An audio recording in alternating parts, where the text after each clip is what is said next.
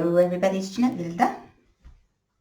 So this project is a design team project for Claina Palmer. She designs some really amazing dies, and there's also some stencils that go with her dies. And so I wanted to make an album and really utilize the dies for practically everything. So the only thing in here that hasn't been cut by the dies is the background pages, and I'll show you that as we go. But for instance, here's my cover, and we've got, she's got a whole slew of double-stitched nested rectangles that create mats and frames and tags. And so I've used practically every one of the nested frame dies. So here, for instance, this little guy here, let me get a little closer just to quickly show you. Hopefully my camera isn't too bad, and you can see that there's the little punch. It's like a stitchy run along the edges of all of these guys. And then also there's a really awesome range of flower dies.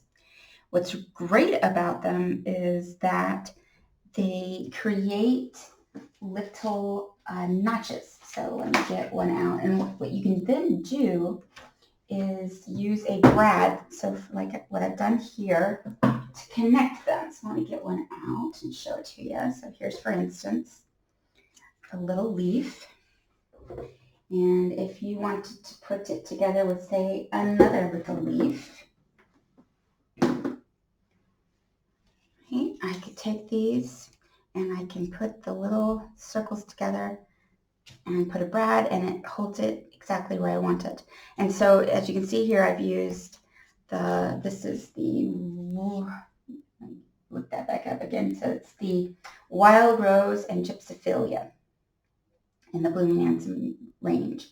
And so we've got I used the rose piece, and there's this really great little, what do you call that? Stamen? Yeah. And then these little leaves.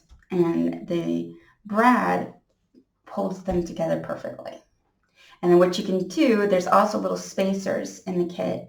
So if I wanted, I could put another one together and another one together, another one, and I can make a little wreath. And of course, there's many spacers. I can make big wreath, little leaf. And it just, like I said, it takes the worry out of getting them lined up. It just makes really nice little clusters. And you don't necessarily have to use a brad.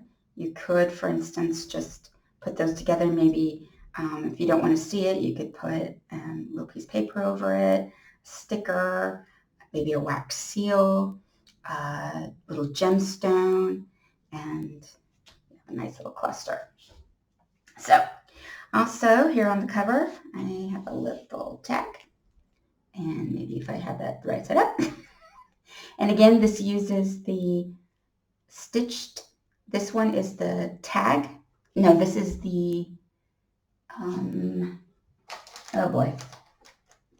Let's see. Well, frame and mat creator and tag creators.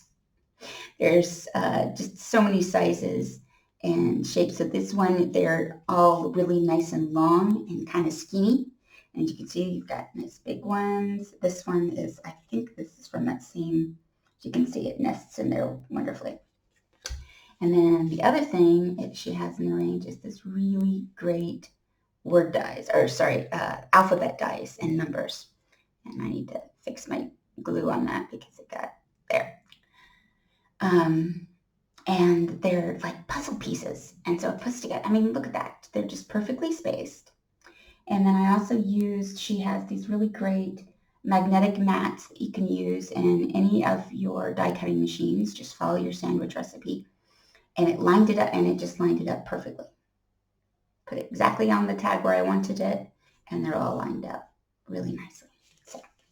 So that's my cover. And the rest of the cover is just this craft cardstock in the front and the back. And I don't like to do too much to especially the back cover, because I know that usually is moving around, so I don't like to do too much to that. All right, let's go inside. All right, so here's another die set. This is the nested doilies die set. And I've used the outer piece, which cuts out the doily as a whole. The next piece, there is yet another one inside here and another one inside there. So you've got all of, as far in as you want to go to get it all fancy. You could also use the inner piece all by itself.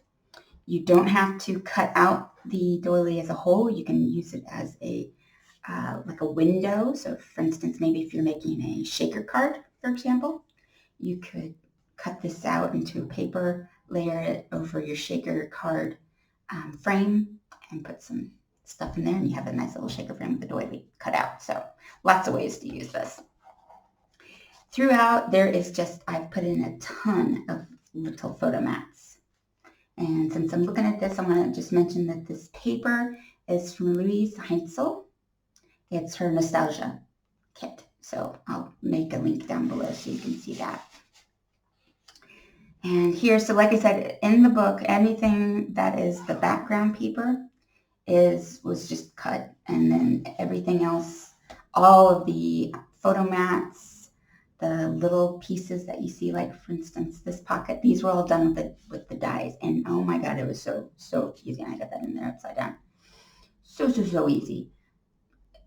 Because what I have the hardest time getting my measurements and getting them cut so that they're perfectly matted.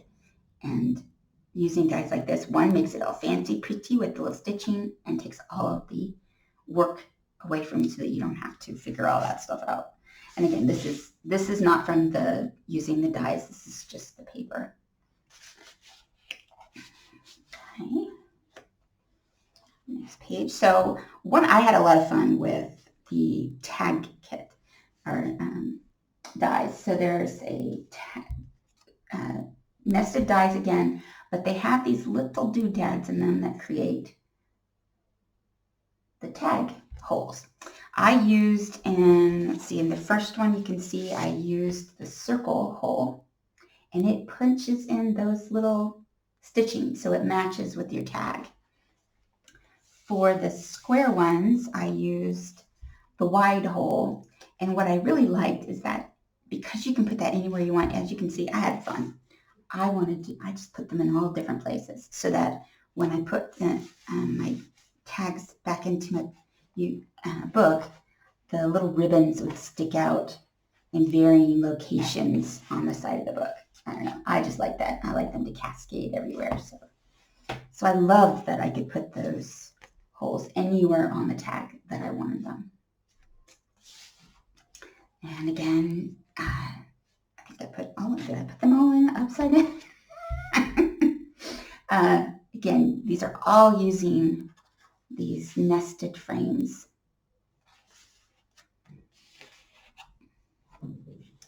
And then here we got two more of these word dies, or word tags.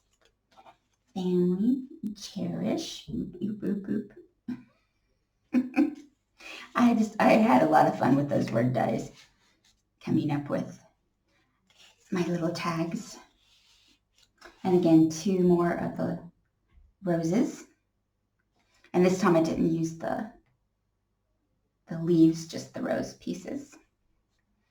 And in here, the same long tags or dies used to create these. And this opens out, and it's the same on both sides. Another tag. Lots and lots of photo mats. I had a lot of fun with those. And the same thing on this side. So nice and symmetrical. And again, symmetrical throughout, so it's the same thing. And as you can see, I just kind of chose a location across the top and punched in the hole. Used the die. I liked it. It was fun. I think I like creating things that you can see from inside and out. And then another of the photo mats here, and another of the doilies with another photo mat. So very, very simple project, made even simpler using the dies from Claina Palmer's collection. So I highly recommend you take a look at it. All the links will be down below, and let me know if you have any questions. She has a number of different videos showing how to use, especially how to use the little words, although I found it really easy.